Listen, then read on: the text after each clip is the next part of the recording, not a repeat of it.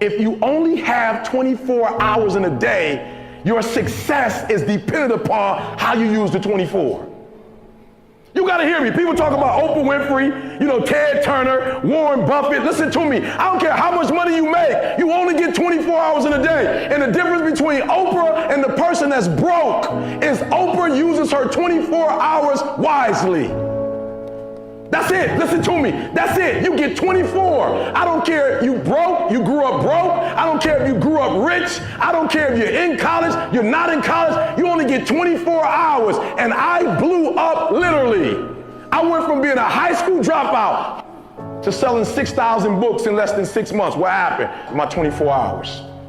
I was like, okay, Eric, you got to get a grip on your 24 hours because you're about to be broke for the rest of your life. And that's all I need you to do for me. I can tell you all about your life if you just write down your 24-hour schedule for me and you let me look at it. I can tell you where you're going to be in 5 years. I can tell you where you're going to be in 10 years. I can tell you where you're going to be in 20 years if you keep that schedule.